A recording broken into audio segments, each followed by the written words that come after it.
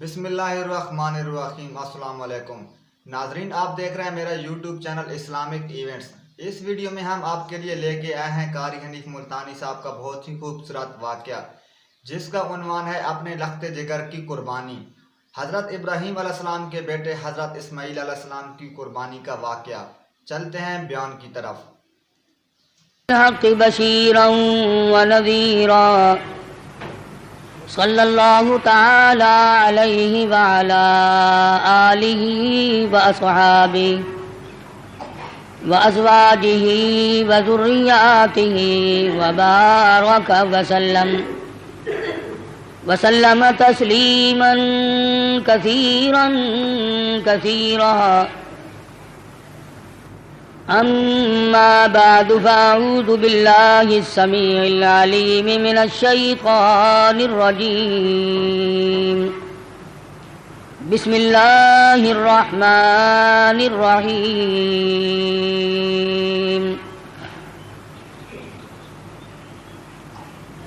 قل إن صلاتي ونسكي ومحياي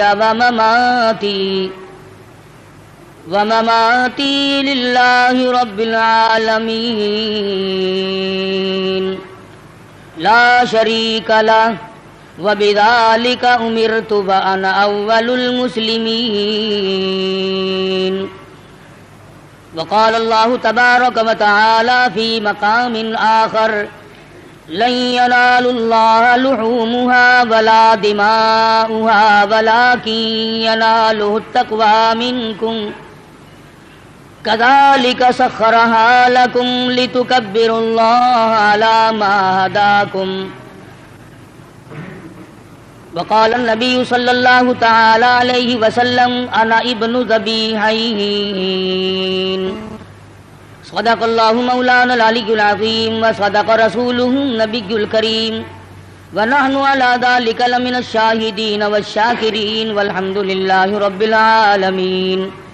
اللهم صل على محمد وعلى آل محمد كما صليت على إبراهيم وعلى آل إبراهيم إنك حميد مجيد.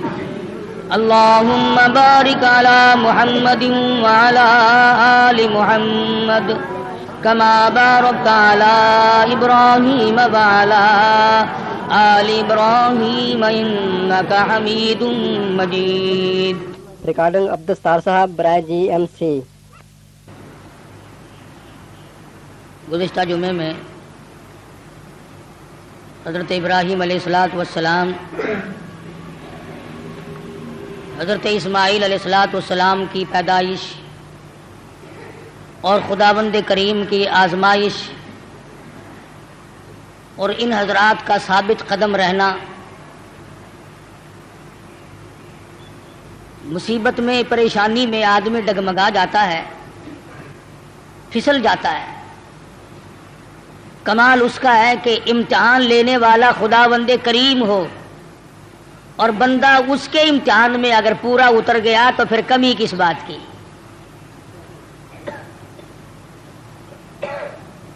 مجھے اور آپ کو ہر وقت یہ دعا کرنی چاہیے کہ اللہ پاک آزمائش سے بچائے، امتحان سے بچائے۔ ہم لوگ امتحان کے قابل نہیں، ہم لوگ آزمائش کے قابل نہیں۔ ہمارا پرچہ پہلے ہی بالکل صاف ہے تو امتحان کیا دیں گے؟ یہ تو انبیاء کرام کا مقام ہے کہ اللہ تبارک و تعالیٰ کی آزمائشوں میں، امتحان میں پورا اترنا ان کا بھی کمال ہے، اور پھر خداوند کریم ان کی دستگیری فرماتے ہیں، نبی کا قدم ڈگمگانے نہیں دیتے۔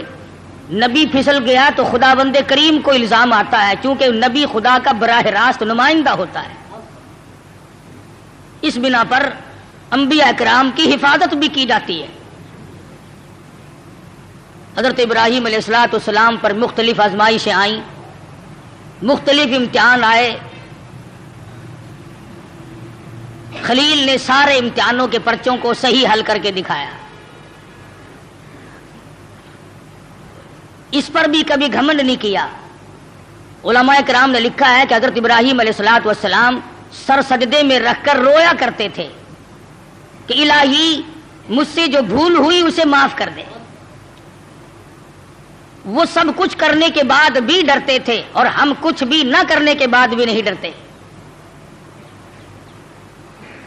نبی کی ریس تو کسی سے بھی نہیں ہو سکتی. نبی کا مقام نرالا اور وراء الورا ہوتا ہے.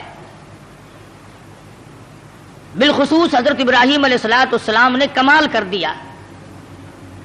بیوی اور اولاد کے بارے میں میدان میں چھوڑ دو، گریز نہیں. عشق کی بات ہے. جن لوگوں کو خداوند کریم کے ساتھ عشق ہو جاتا ہے اس کا جب مظہر ہو جاتا ہے تو انتہا ہو جاتی ہے. سوچنے والا سوچتا ہی رہتا ہے کہ بنے گا کیا. حضرت ابراہیم علیہ السلام کی آزمائش وہاں گھر میں ہوئی، وطن میں ہوئی، چیخا میں ہوئی، فلسطین میں ہوئی، مصر کے بادشاہ کے یہاں ہوئی. اس کے بعد بیوی اور بچوں کو میدان میں چھڑوا کر اللہ پاک نے امتحان کیا. تمام امتحانوں میں کامیاب ہے ابراہیم علیہ السلام. اور جب تھوڑے سے سیانے ہوئے، ہوشیار ہوئے، بچے کی عمر جب تقریباً 8 سال کی ہے، ایسی عمر میں بچہ بہت زیادہ پیارا لگتا ہے، محبوب ہوتا ہے. خلیل کے دل میں اسماعیل نے پھر جگہ پکڑی، پھر محبوبیت لوٹ کے آئی. اللہ پاک نے پھر فرمایا خلیل یہ تیرا دل صرف میرے لیے ہے، اس میں کسی کے لیے گنجائش نہیں ہونی چاہیے. عرض کیا میرے پروردگار یہ میرا قلب تو صرف تیرے لیے. فرمایا نہیں نہیں، اسماعیل علیہ السلام کیوں بھی پیار کرتے ہو نا. ذی الحجہ کا مہینہ ہے، یہی مہینہ 7ویں تاریخ کو خواب دیکھا، ابراہیم میری راہ میں صدقہ کرو. 100 اونٹ ذبح کر دیے. صبح اٹھ کر 100 اونٹ ذبح کیے. 8ویں رات کو پھر خواب دیکھا، میری راہ میں کوئی صدقہ کرو. پھر 100 اونٹ ذبح کیے اور غربا میں تقسیم کر دیے. ہمیں اگر اس قسم کا کوئی موقع آئے گا تو اللہ میاں نے چڑیا کا صدقہ تو منظور نہیں کیا، ویسے پھر گر کر ہم ککڑی مرغی پہ تو آ ہی جاتے ہیں نا. جب بھی صدقہ دینے کی نوبت آئے، بچہ بیمار ہے، پریشانی ہے، کوئی بڑی عورت آ کر کہہ دیتی ہے کہ اللہ کی راہ میں صدقہ کرو، تو زیادہ سے زیادہ ہم مرغے پہ دوڑتے ہیں، کیونکہ تھوڑے پیسوں کا وہی ہے، اور تھوڑے پیسوں میں راضی ہونے والی ذات صرف اللہ کی اور کوئی نہیں. یا زیادہ سے زیادہ بکرے پر پہنچتے ہیں. مگر یہ خلیل ہے جو ایک امر پر 100 اونٹ ذبح کر رہا ہے. دوسری رات کو خواب دیکھا تو پھر بھی 100 اونٹ قربان کر دیے.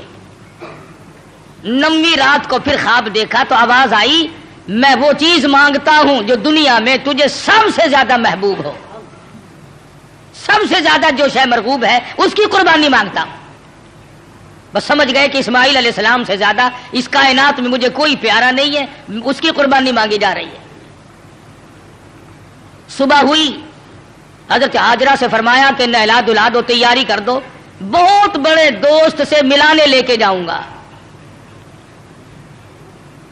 حضرت حاجرہ نے تیاری کر دی، نئے کپڑے پہنائے، غسل کرایا، تیار کر کے ابا کے ساتھ کر دیا.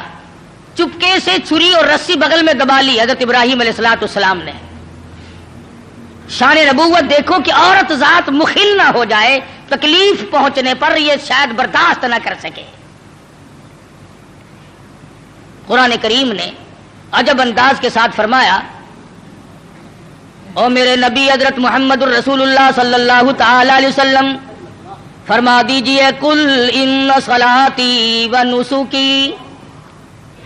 کالی کملی والے صلی اللہ علیہ وسلم کل کہو، فرما دو، سمجھا دو، لوگوں کو بتا دو، آگاہ کر دو. ان صلاتی و نسکی، میری نماز بھی، میری قربانی بھی، چلو ہم نے مان لیا عبادات کے درجے میں جو ہوں گی وہ اللہ کے لیے ہو جائیں گی، باقی اللہ میاں کے لیے نہیں۔ فرمایا جس قسم کی بھی نماز ہو میری وہ نماز بھی، اور جس طرح کی قربانی ہو میری وہ بھی۔ اور حضور علیہ الصلوۃ والسلام کو حکم ہوتا ہے او کالی کملی والے زیادہ وضاحت کر دے ان لوگوں کے سامنے، قرآن کریم میں لوگ پڑھتے جائیں قیامت تک خبردار ہوتے جائیں، وَمَحْيَايَ وَمَمَاتِي، اور دنیا والوں میرا جینا میرا مرنا للہ رب العالمین، یہ سارے کا سارا اس پروردگار عالم کے لیے ہے جو سارے جہان کا پالنہار ہے۔ میرے لب بھی اگر ہلیں گے تو اسی ذات کے لیے، میرا قدم حرکت کرے گا اسی کی رضا مندی کے لیے، میرا ہاتھ حرکت کرے گا اسی کی رضا مندی کے لیے، میری آنکھ اگر اشارہ کرے گی وہ بھی اللہ کی رضا مندی کے لیے۔ وَمَحْيَايَ وَمَمَاتِهِ، او لوگو میں مدنی کریم صلی اللہ علیہ وسلم کا مرنا جینا سارا اسی کی ذات کے لیے ہے۔ چلو جی نماز بھی اللہ کے لیے، قربانی بھی اللہ کے لیے، آپ کی زندگی بھی اللہ کے لیے، آپ کی موت بھی اللہ کی رضا کے لیے، لیکن کچھ نہ کچھ تو بیچ میں جگہ نکل آئے گی جو ہم غیروں کے لیے کیا کریں گے، مزار والوں کے لیے کیا کریں گے، قبرستان والوں کے لیے کیا کریں گے۔ فرمایا لا شریک لا، اور دنیا میں رہنے والوں میں محمد الرسول اللہ صلی اللہ علیہ وسلم تمہیں تعلیم دیتا ہوں، میں تلقین کرتا ہوں، میں تمہیں تبلیغ کرتا ہوں، لا شریک لا، اس پروردگار کا کوئی ساجی اور شریک نہیں۔ وَبِذَلِكَ أُمِرْتُ وَأَنَا أَوَّلُ الْمُسْلِمِينَ، اور دنیا میں رہنے والوں مجھے خداوند کریم نے حکم دیا ہے، مجھے امر ملا ہے کہ سب سے پہلا فرما بردار میں بنوں۔ اگر میں فرما برداری نہ کروں تو کون کرے گا؟ فرما برداری کی ابتدا تو مجھ سے ہونی ہے۔ اس وقت کے اس جہان میں ساری دنیا برگشتہ ہو گئی ہے۔ وَبِذَلِكَ أُمِرْتُ وَأَنَا أَوَّلُ الْمُسْلِمِينَ۔